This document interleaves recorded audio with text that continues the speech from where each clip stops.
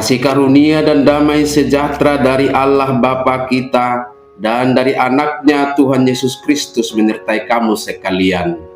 Amin. Shalom, saudara-saudari, sahabatku yang terkasih di dalam nama Tuhan Yesus. Firman Tuhan yang menyapa kita di awal minggu ini, hari Senin tanggal 23 Februari 2026, tertulis di dalam kitab Yesaya pasal 40 ayat 31.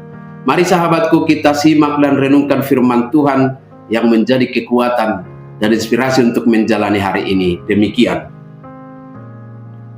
Tetapi orang-orang yang menanti-nantikan Tuhan mendapat kekuatan baru.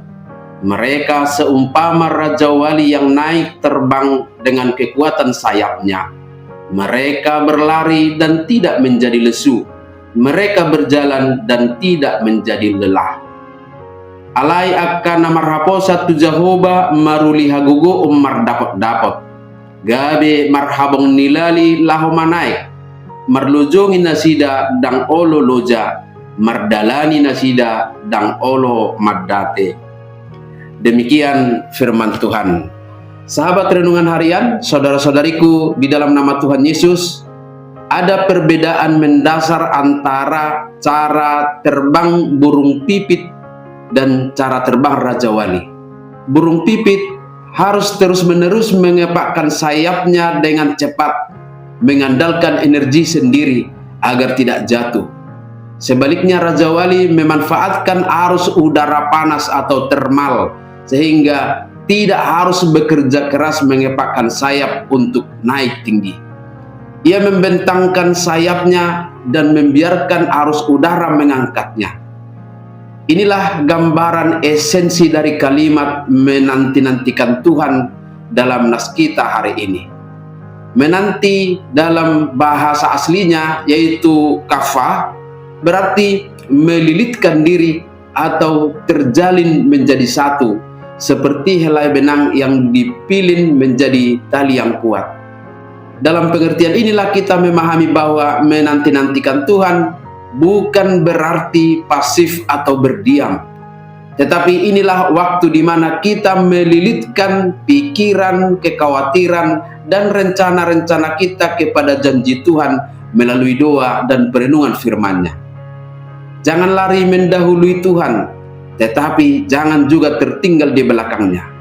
Kita benar-benar menyatu dan menyelaraskan cara hidup kita dengan cara Tuhan.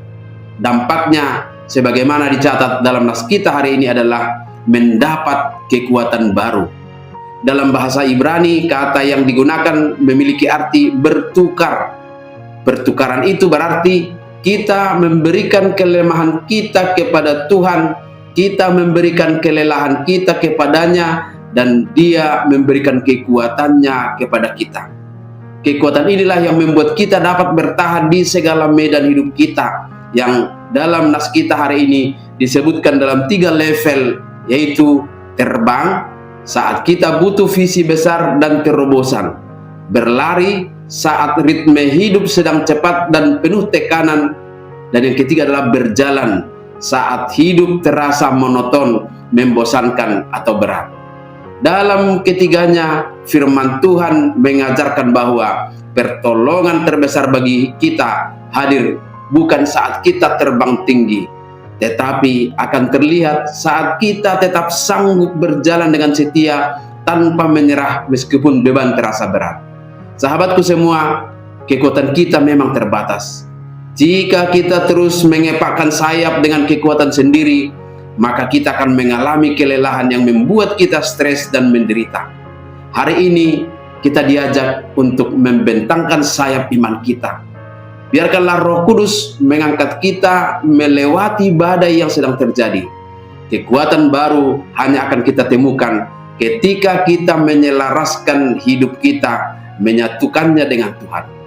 Kita akan bisa terbang tanpa harus terus-menerus mengepakkan sayap seperti burung Raja Wali itu, berlari tanpa merasa lesu, dan berjalan tanpa rasa lelah, menapaki jalan hidup dengan pertolongan kasih Tuhan. Amin. Selamat beraktivitas, Tuhan memberkati.